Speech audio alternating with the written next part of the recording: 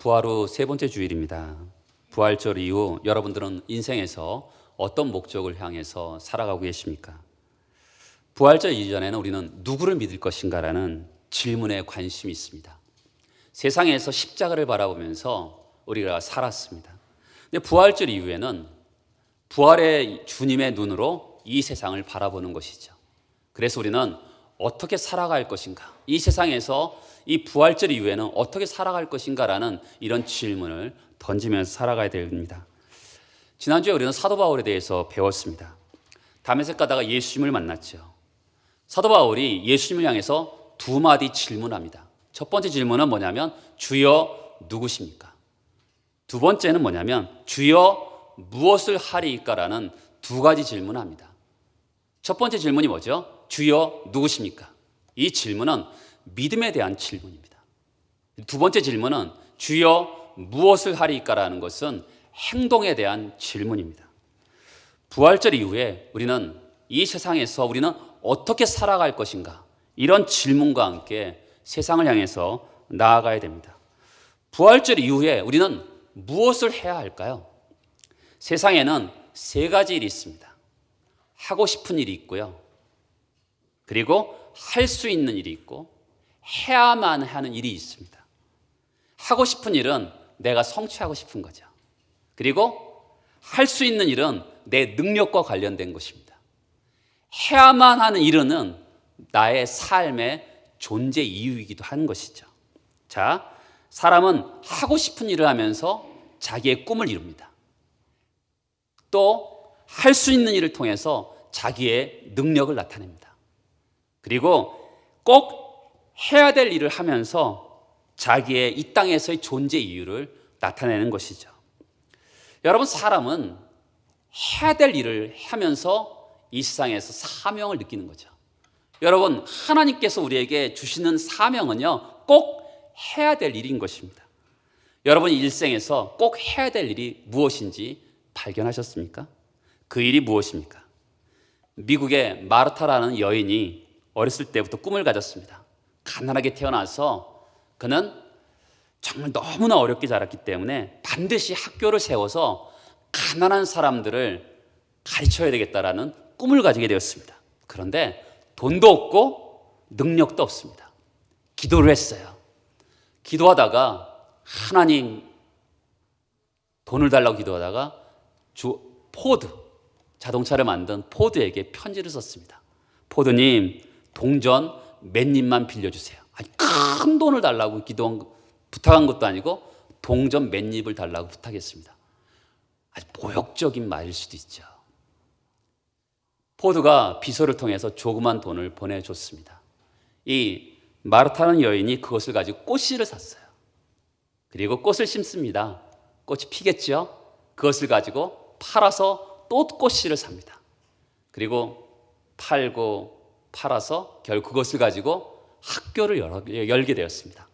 포드를 초청했어요. 당신이 주신 뿌린 씨입니다. 포드가 얼마나 감격을 했겠어요. 그래서 $1,000,000를 줬어요. 그래서 그 학교가 굉장히 큰 학교가 되었다고 합니다. 이 짧은 이야기에서 우리가 세 가지를 깨닫게 됩니다. 내가 해야 할 일이 있다면 믿는 사람은 언제나 그 꿈을 이루게 돼 있습니다. 내 인생에 꼭 해야 될 일이 있다. 그것은 그 꿈을 이루게 돼 있습니다. 근데 그 꿈은요, 아주 자그마한 것에서부터 시작하는 거죠. 큰 학교를 꽃시에서부터 시작했잖아요. 그리고 그 꿈은 많은 고난이 따른다는 것이죠. 여러분, 지어낸 이야기, 재밌는 이야기를 하나 하면서 또 이 말씀을 이어가 보고 싶습니다. 천국에서 골프 대회가 열렸다 그래요. 세 사람이 출전했는데 누군지 한번 맞춰보세요.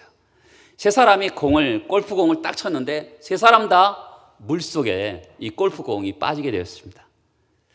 첫 번째 사람은 이 골프공을 어떻게 처리하냐면 물 위를 걸어갔습니다. 그리고 손을 집어넣어서 물 위로 공을 집은 다음에 이 그린으로 올리게 되었습니다. 누굴까요? 베드로입니다. 물 위를 걸은 사람이죠. 두 번째 사람은 똑같이 물속에 골프공을 빠뜨리게 되었습니다. 근데 이 사람은 물가에서 가만히 서 있습니다. 그랬더니 물고기가 물속에서 나와서 골프공을 물어줬습니다. 누굴까요? 요나입니다. 세 번째 사람도 골프공이 물속에 빠졌습니다. 이 사람은 골프채를 물가에서 딱 물가에다 가리키니까 이 물이 갈라졌습니다.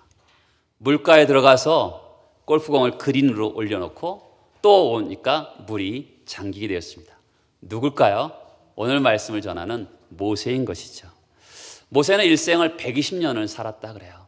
이 모세의 일생을 세 시기로 구분한지요. 첫 번째 40년은 애굽 왕궁에서 지냈습니다. 두 번째는 40년을 미디안 광야에서 지내게 되었죠. 또 40년은 이스라엘 백성들을 인도하면서 광야에서 지나게 됩니다. 첫 번째 40년은 모세는 이렇게 표현할 수가 있어요. 자기 자신이 굉장한 사람이라고 생각했습니다. 애굽의 왕자로 자랐기 때문에 자기 자신을 평가할 때 나는 대단한 인물이야 이렇게 생각했다 그래요. 두 번째는 그가 이제 살인을 저지르고 미디안 광야로 도망가게 되었습니다. 처갓집 생활을 합니다. 우리나라 말에 보리 서말만 있어도 처갓집 생활을 하지 않는다고 합니다. 그런데 이 모세는 너무나 아무것도 가진 것이 없었기 때문에 이 처갓집 생활을 하게 되었습니다. 그의 40년의 인생은 나는 아무것도 아닌 인간이다 이런 생각을 하면서 살게 되었을 것입니다. 벌써 나이가 80이 다 됐어요. 무슨 꿈이 있겠습니까? 무슨 희망이 있겠습니까? 무엇을 더 기대하겠습니까? 그런데 하나님이 모세를 부르세요. 우리 아까 214장 불렀잖아요. 이 모습 이대로 받아달라고 이런 찬송입니다. 저는 종종 이렇게도 생각해 볼 때가 있습니다. 하나님 저에게 더 의롭게 될 것도 기대하지 마세요. 하나님 저에게 더 깨끗하게 될 것도 기대하지 마세요. 이대로 쓰시려면 쓰고 말려면 마세요. 아무래도 이보다 더 좋아질 거라고 자신할 수 없을 때가 있어요. 알아서 하세요. 이 모습 이대로 써주세요. 여러분 이것이 저의 신앙 고백이기도 합니다. 이 모습 이대로 된다 안 된다 변명할 것도 없어요. 이 모습 이대로 주님 써주세요. 이럴 때가 있습니다. 그런 것처럼 모세 보세요. 자기 자신이 아무것도 아닌 인간처럼 보였습니다. 근데 그때 하나님이 그를 부르세요. 그랬더니 어떻게 됐습니까? 그의 인생이 새로운 의미를 갖습니다. 우리 가수 중에 잊혀진 계절이라는 노래를 부르는 가수가 있잖아요. 그의 인생에서 그 80년이라는 세월이 다 잊혀진 시간이었어요. 허송세월 같았습니다. 근데 하나님이 부르시니까 어떻게 됐죠? 애굽의 왕궁에서 그 40년이 의미가 있게 되었습니다. 애굽의 바로에게 찾아갔더니 애굽의 문물을 알고 있는 사람이었잖아요. 그러니까 그의 인생의 40년이 헛된 줄 알았는데 하나님께서 그 인생을 새롭게 의미 있는 인생으로 만들어 주셨습니다. 광야 인생 또한 40년이 또 헛된 인생인 줄 알았는데 웬일입니까? 하나님 불어주니까 어떻게 해요? 광야의 기후, 광야의 무서움, 광야의 지형을 200만 명 중에서 모세만 알고 있었거든요. 그렇죠? 하나님이 그 광야의 40년 동안의 미디안 광야의 40년 허무한 세월이었는데 하나님이 그 인생을 그 40년을 다시 한번 의미 있는 인생으로 바꿔주게 되신 것이죠. 여러분 하나님을 만나면 우리의 먼 미래가 과거가 새롭게 의미 있는 인생으로 바뀌어지게 되는 것이죠. 또한 그래서 이제 40년 동안 이스라엘 백성들을 광야로 인도합니다. 어떻게 하나님께서 이렇게 모세를 쓰실 수 있었을까요? 그 첫 번째 이유는 모세는 하나님께 부름 받았습니다. 모세의 분기점은요, 떨기나무 앞에서 하나님의 부름을 받은 것입니다. 3장 5절을 볼까요? 3장 5절에 보면 내 발에 신을 벗으라 이렇게 합니다. 여러분 우리가 신을 벗는다라는 게 뭘까요? 우리는 이 당시에 이것을 의미를 알 수가 없어요. 여러분 노예는요 신이 없습니다. 또 노예는요 이불이 없어요. 그러니까 내 발에 신을 벗으라는 것은 이제 네 인생은 주인이 아니라 네 인생의 주인은 너가 아니라 하나님이라는 것이죠. 신약의 말로 표현하면 뭘까요? 자기를 부정하라는 것입니다.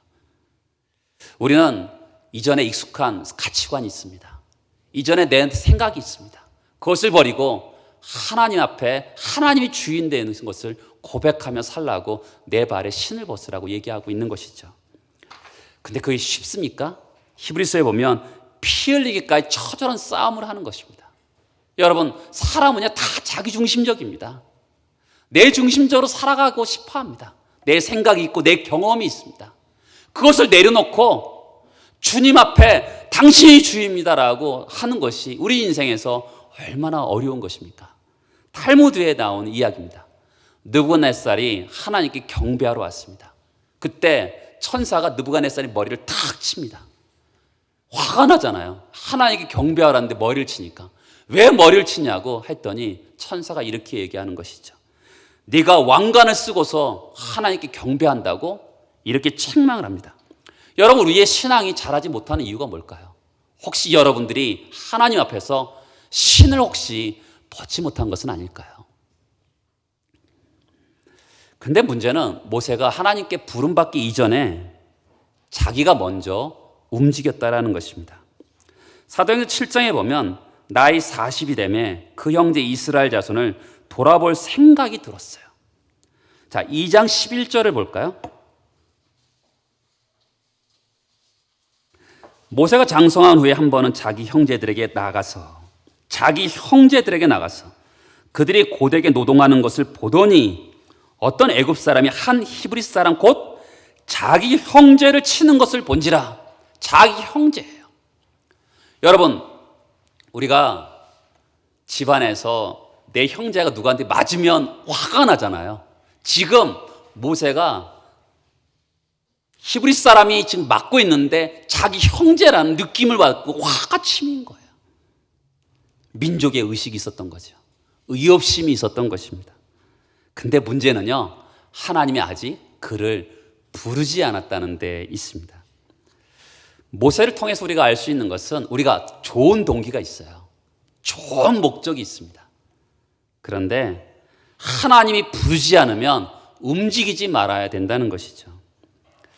그래서 하나님이 부르지 않아서 움직이면 모든 것이 실패하고 마는 것입니다. 여러분, 학대받는 민족의 입장에서 의협심을 가지고 일어났는데 그 생각은 하나님의 생각이 아니었어요. 일어난 사건은 애굽 사람 한 사람 죽는 일만 일어나게 된 것이죠. 여러분, 우리가요 하나님의 부름받지 않아도 민족을 위해서 일할 수 있어요. 하나님께 부름받지 않아도요 교회 직분을 받을 수 있습니다. 하나님께 부름받지 않아도 목회자가 될 수 있어요. 그런데요, 하나님께 부름받지 않으면 결국 실패하죠. 왜 그렇죠? 자기 생각과 자기 경험과 자기 판단으로 일을 하기 때문에 실패하고 마는 것이죠. 결국 모세는 실수를 톡톡히 경험하게 됩니다. 미디안 광야로 도망가게 되었던 것이죠. 왕궁에서 호의호식했는데 이제는 졸제 집도 없는 방랑자가 되고 말았습니다. 그런데 모세의 인생이 거기서 끝났나요? 모세의 인생이 거기서 완전히 망가졌나요? 아니에요. 여러분, 하나님은 우리가 실패해도요 다시 기회를 주시는 분이십니다. 거기서요 장인을 만납니다. 거기서요 아내를 만나고 거기서 아들을 낳습니다. 하나님은 거기서 실패한 그 자리에서도 축복의 문이 열리게 되는 것이죠. 대저의인은 7번 넘어질지라도 다시 일어난다고 말씀합니다. 여러분, 예수 믿는 사람은요 의인이잖아요. 성경은 예수 믿는 사람을 의인으로 얘기합니다. 7번 넘어져도 8번 일어난다고 말씀하고 있는 것이죠. 여러분 가운데 혹시 7번이나 넘어진 분들 계십니까? 다시 일어날 줄 믿습니다. 하나님은 우리에게 다시 기회를 주시는 분이십니다. 그리고 40년이 지났습니다. 어느 날 양을 몰고 광야를 지나는데 하나님의 음성이 들려요. 모세야, 모세야. 3장 10절을 볼까요? 이제 내가 너를 바로에게 보내어 너에게 내 백성 이스라엘 자손을 애굽에서 인도하여 내게 하리라. 불타는 가시나무에서 하나님 모세를 불렀어요. 그런데 재밌는 일이 또 벌어집니다. 불렀는데 안 간다는 거예요. 옛날에는 부르지도 않았는데 행하더니 이제는 불렀는데 가지 않는다는 것입니다. 3장 11절에 보면 모세가 하나님께 아뢰되 내가 누구이기에 바로에게 가며 이스라엘 자손을 애굽에서 인도하여 내리이까. 자기가 말도 못하고 자기가 살인자입니다. 아직 공소시효가 지나지 않았습니다 하면서 못 간다는 거예요. 여러분의 신앙생활하면서 세 가지를 꼭 기억해야 돼요. 모든 일은 하나님의 부름에서 시작되는 거예요. 그리고 하나님 부르실 때 예해야 되는 것이죠. 그리고 하나님 그 부르신 일은 뭐예요? 내가 인생에서 꼭 해야 될 일이에요. 우리가 그랬잖아요. 할 수 있는 일이 있고 하고 싶은 일이 있고 꼭 해야 될 일이 있다 그랬잖아요. 하나님의 부름받은 그 일은요, 꼭 해야 될 일인 것이죠. 하나님의 부름에는 제가 지난주에 말씀드렸죠. 1차 부름과 2차 부름이 있어요. 1차 부름은 하나님이 우리를 일을 하기 전에 관계로 부르시는 거죠. 내가 너를 지명하여 불렀나니 너는 내 것이라. 일을 하기 전에 하나님 우리를 자녀로, 하나님의 소유로, 하나님의 것으로 먼저 부르시죠. 2차 부름은 사명을 위해서 부르시죠. 꼭 해야 될 일을 위해서 우리를 부르십니다. 그러면 모세에게 주는 사명이 뭘까요? 3장 7절과 8절을 보겠습니다. 여호와께서 이르시되 내가 애굽에 있는 내 백성의 고통을 분명히 보고 그들이 그들의 감독자로 말미암아 부르짖음을 듣고 그 근심을 알고 보고 듣고 알았습니다. 그래서 하나님께서요, 이스라엘 백성들이 고통당하는 것을 보고 듣고 알았기 때문에 어떻게 해요? 모세를 통해서 이스라엘 백성들을 구원하시기로 작정하셨어요. 여러분, 하나님은요, 혼자 하시는 일이 있어요. 하나님은 사람을 통해서 하시는 일이 있습니다. 하나님이 혼자 하시는 일이 뭐죠? 따라서 해보시기. 창조. 창조는요, 하나님이 혼자 하십니다. 근데 하나님은 꼭 인간의 구원은요, 사람을 통해서 하세요. 이상해요. 혼자 하시면 얼마나 좋을까요? 더 많은 사람을 구원할 것 같잖아요. 근데 하나님은 성경을 보면 창조는 혼자 하시지만 구원은 사람을 통해서 하세요. 근데 이 모세는 소심한 사람 같아요. 하나님이 부르실 때 흔쾌하게 순종하지 않습니다. Yes, sir! 이렇게 하지 않아요. 그는 그냥 5번의 거절을 해요. 여러분, 오늘 성경을 통해서 우리가 볼 때 하나님 앞에 솔직한 게 중요한 것 같아요. 여러분들이 하나님 앞에 의심스러우면 하나님 저 이거 의심스럽습니다. 또 믿지 못할 것 같으면 하나님 저 이거 믿지 못해요. 이렇게 하나님께 말해야 돼요. 그러면 하나님께서 말씀해 주시고 증거도 주시면서 도와주시는 거죠. 믿어지지 않는데 믿는 척하면 좋은 게 아니에요. 여러분, 하나님은 능력도 없고 소심한 사람은 쓰시지만 거짓되고 위선적인 사람은 쓰지 않으세요. 그렇죠? 그러면 모세가 5번이나 거절하면 평양감사도 자기 싫으면 할 수 없지, 이런 속담이 있는데 그렇게 하지 않으시고 하나님 끝까지 부르시잖아요. 제가 지난주도 말씀드렸죠. 유효적인 부르심, 효과적인 부르심이라는 신학적인 용어가 있어요. 하나님이 부르시면 꼭 믿음으로 반응하게 꼭 하시는 것이죠. 그래서 드디어 모세를 하나님의 일꾼으로 부르시는 것이죠. 여러분과 같이 지금 이 시간에 나누고 싶은 것은 모세가 5번의 거절하는데 3번을 거절했을 때의 하나님의 말씀입니다. 4장 2절이죠. 여호와께서 그에게 이르시되 내 손에 있는 것이 무엇이냐? 그가 이르되 지팡이니이다. 여러분, 지팡이 대단한 게 아니에요. 광야에 시띠나무가 있는데요, 우리말로 하면 조각목이라고 해요. 이 시띠나무는 굉장히 튼튼합니다. 물이 없는 광야에 있기 때문에 뿌리가 깊이 들어가고 더위와 추위에 견뎌내기 때문에 굉장히 단단한 나무입니다. 그래서 구약의 성막도, 떡상도, 법궤도 이 다 시띠나무로 만들었어요.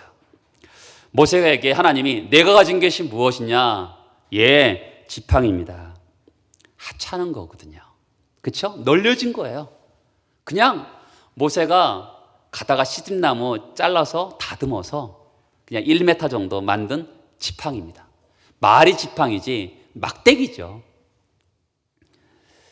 그것을 어떻게 사용하시냐면 4장 17절을 볼까요? 너는 이 지팡이를 손에 잡고 이것으로 어떻게 해요? 이적을 행할지니라 라고 합니다. 여러분, 볼품없는 이 막대기를 가지고 이적을 행하는 게 모세가 굉장히 난감했을 것 같아요. 그렇다면 왜 하나님은 이 홍해를 가를 때 이 막대기를 내밀잖아요. 그리고 10가지 재앙 중에서 5가지 재앙은 이 막대기로 행합니다. 하늘을 향해서 하니까 하늘에서 우박이 내렸어요. 이 막대기를 가지고 날강이 치니까 날강이 피로 변하잖아요. 또한 지팡이를 들고 사람들이 목이 마를 때 반석을 치니까 거기서 생수가 나요. 이 막대기를 들고 모세가 기도를 하니까 오합지졸 이스라엘군이 정예군인 아말렉을 이깁니다.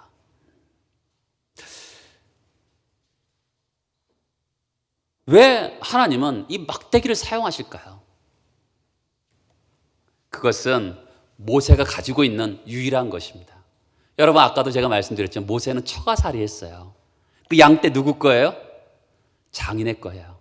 그가 살고 있는 집 누구 거예요? 장인 거예요. 그가 가지고 있는 모든 것은 다 장인의 소유입니다. 자기께 뭐가 있어요? 막대기 하나예요.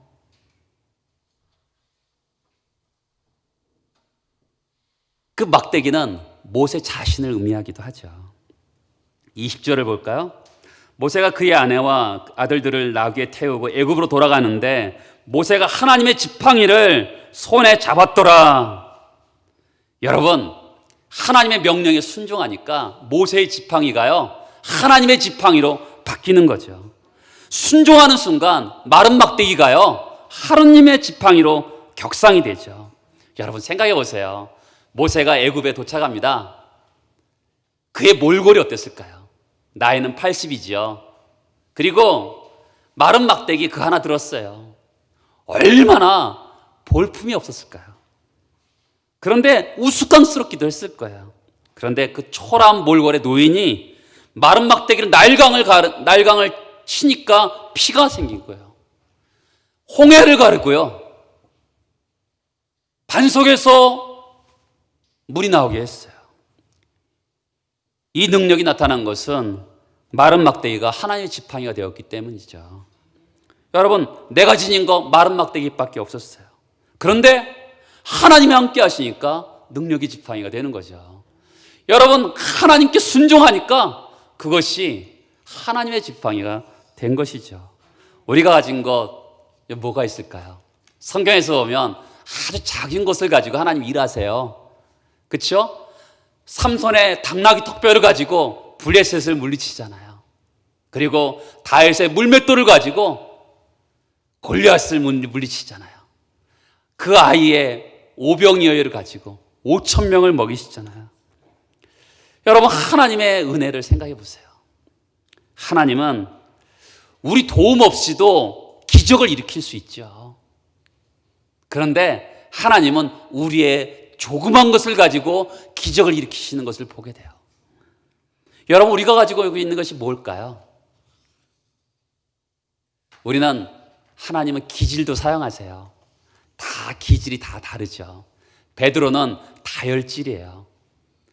굉장히 자신감도 있고요, 적극적이죠. 감정의 기복도 심해요. 막 화를 낼 때도 있어요. 그런데 다혈질적인 사람이 어떻죠? 굉장히 친화력이 좋아요. 그러니까 하나님께서 초대교회 지도자로 삼으신 것이죠. 그리고 담즙질인 그 바울은요, 굉장히 진취적입니다. 목표지향적이에요. 개척적이죠. 아무도 예수 믿지 않는 불모주에다가 교회를 세우잖아요. 그리고 성경을 쓰죠. 모세는요, 오늘 성경에서 보면 우울질적인 게 있어요. 그리고 아브라함은 점액질이죠. 어느 것이 좋고 나쁜 게 어디 있어요? 하나님이 주신 건데. 하나님은 우리의 기질을 사용하시는 거죠. 또한 우리의 기도로 사용하세요. 목사님, 나는 힘이 없어요. 가진 게 아무것도 없어요. 기도할 수 있잖아요. 그렇죠? 기도를 통해서 하나님의 뜻을 이루시잖아요. 기도하면 모세의 지팡이가 하나님 지팡이가 되죠. 영국의 어느 마을에 마리앤느라는 할머니가 있었어요. 이 할머니가 병원에서 아무것도 할 수 없는 여인이었습니다. 그런데 그 마을에 어느 날 무디 목사님이 오셔서 그 300명이나 되는 마을 전체가 예수를 믿게 되었어요. 어떻게 그런 일이 있었을까? 그 마리앤느 할머니가 돌아가신 다음에 그 침대 밑에서 보니까 300명의 인원에 그 마을 주민의 이름이 나왔어요. 그 할머니가 300명의 이름을 부르면서 하나님, 우리 마을 사람들 예수 믿게 도와주세요라고 기도했던 것이죠. 그랬더니 하나님께서 무디 목사님을 보내셔서 그 마을 전체가 예수를 믿게 된 것이죠. 여러분, 기도 하나님의 지팡이가 될 수 있는 거죠. 하나님은 가장 작은 것을 사용하세요. 내가 가진 게 뭐냐? 지팡이입니다. 이리 가져오라. 그 순간에 하나님 지팡이가 되죠. 내 혈액형이 뭐냐? B형 남자입니다. 하나님이 그 B형도 사용하시죠. 내 기질이 뭐냐? 다혈질입니다.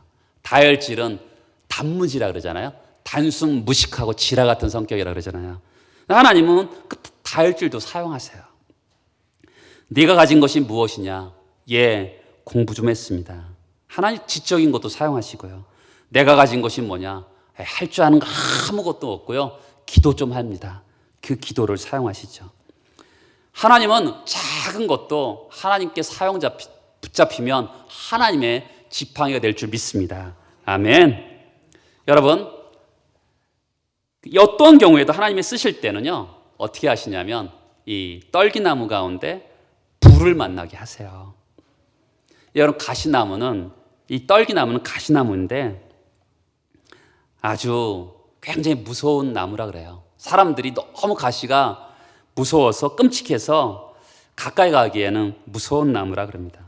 그런데 3장 2절에 보면 떨기나무가 사라지지 아니하는지라 라고 합니다.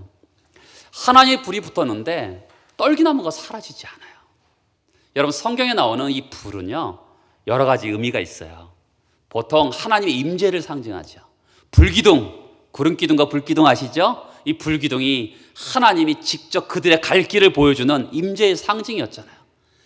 말라기에 보면 이 하나님의 불은 정화하는 능력이 있다 그래요. 우리를 깨끗하게 하는 불인 것이죠. 그런데 오늘 말씀에서 이 불은 어떤 불일까요? 자, 보세요. 불이 붙었는데 나무가 타지 않아요. 여러분, 불이 붙기 위해서는 세 가지가 꼭 있어야 돼요. 재료가 있어야 되고요, 불이 있어야 되고, 공기가 있어야 되거든요. 그렇죠? 그런데 이 불이 사라지지 않아요. 바람이 불면 옆으로도 번지게 되고 언젠가는 꺼지게 되는데 꺼지지 않는 거예요. 이 나무를 자세히 보면 이렇게 돼 있다 그래요. 늘 때는요, 상처를 받지 않아요. 그런데 이 나무에서 손을 뺄 때는 상처를 입는다 그래요. 왜 그러냐면 이 나무가 바깥에서 안쪽으로 가시가 박혀 있다 그래요. 그렇기 때문에 손을 집어넣을 때는 다치지 않는데 뺄 때 다치는 거죠. 탈무드에서 이 가시나무를 이렇게 해석합니다. 가시나무는 곧 애굽에서의 이스라엘의 고난을 상징해요. 여러분, 이스라엘이 처음 애굽으로 들어갈 때 상처를 입어요, 안 입어요? 안 입죠. 근데 나오려고 할 때 어떻습니까? 고난이 있잖아요. 그것을 의미한다 그래요. 가시나무는 큰 고난을 받은 이스라엘입니다. 그런데 그 나무에 불이 붙었어요. 하나님이 그 고난 중에 함께 하시는 거죠. 이스라엘이 430년 동안 눈물을 흘리고 있는데 하나님이 안 계시는 것 같았는데 하나님이 그 고난 가운데 계신다고 표현하고 있는 것이죠. 여러분, 가시나무 떨기, 다시 한 번 말씀드리는데 이스라엘이에요. 불이 붙으면 꺼지면 다 타버리면 어떻게 돼요? 없어지는 거잖아요. 근데 하나님께서 소멸시키지 않고 그 나무를 지켜주신다라는 의미가 있는 거죠. 여러분, 우리가 아픈 가운데 속에서 하나님 지켜주시죠. 이 떨기나무가 그런 의미를 가지고 있어요. 우리도 다 가시가 있잖아요. 육체적으로 다 연약하고, 어떤 분들은 경제적으로도 연약하고, 어떤 분들은 환경적으로 가시가 있어요. 다 어려움이 다 있습니다. 가시는 때로는 없어지지 않아요. 그런데 이 가시를 뽑아내는 것보다 더 중요한 게 뭘까요? 하나님의 불이 임하는 거죠. 사라지지 않는 불. 내가 그 고통 가운데 속에서 나는 없어질 것 같아요. 우리 이 세상을 살 때 고난을 닥치면 이러다가 없어질 것 같은 그런 순간 있잖아요. 그때 하나님의 불이 임하면 어떻게 되죠? 꺼지지 않는 거죠. 왜요? 하나님이 그 가운데 속에서 함께 하시기 때문에 그렇죠. 저도 인생을 돌아보면 지금까지 저를 있게 한 것은 이 가슴 속에 타는 하나님의 불 같아요. 그래서 신학교 갔고요. 여러분, 인생을 살다 보면 저도 지금도 어려움이 있죠. 그런데 그 하나님의 불이 저를 지켜주시는 거죠. 다윗도요, 주를 향한 열성이 나를 삼켰다라고 표현하고 있어요. 태우긴 태우는데 없어지지 않게 뜨겁게 하신다는 거죠. 우리 한결같은 기도를 할 필요가 있어요. 주여, 제 가슴에 불을 붙여주옵소서. 우리 가운데 가시가 많아요. 이 가시보다 더 강한 여호와의 불을 붙여주옵소서. 주여, 제가 일생 가시와 싸우지 않고 성령의 불을 더 의지하게 하옵소서. 이렇게 기도해야 될 줄 믿습니다. 내가 가진 것이 무엇이냐? 지팡이입니다. 여러분, 종종 우리가 이럴 때가 있죠. 나 가진 거 아무것도 없습니다. 하나님 뭐 좀 주세요라고 이런 거 회개하셔야 됩니다. 내가 가지고 있는 거 인식하지 못하고 감사하지 못한 거 회개하셔야 됩니다. 왜요? 하나님은 내게 없는 것을 묻지 않으세요. 내가 가진 것이 무엇이냐라고 물어보시는 것이죠. 내가 가진 거 볼품없는 막대기일지라도요, 그 막대기가 하나님께 드려지면, 하나님께 순종하면 하나님의 지팡이가 되는 것이죠. 여러분, 눈이 보입니까? 그 눈을 하나님께 드리세요. 귀가 들리십니까? 그 귀를 하나님께 드리세요. 손과 발이 움직이십니까? 그 손과 발을 하나님께 드리세요. 혹시 사지백체가 움직일 수 없는 분이 있습니까? 그러면 하나님께 마음을 드리세요. 그러면 하나님은 마른 막대기 같은 내 삶을요, 이 시대를 위한 구원의 기적으로 되게 하실 것입니다. 주여, 제가 하나님의 지팡이가 되게 하옵소서. 같이 기도하겠습니다. 하나님 아버지, 오늘도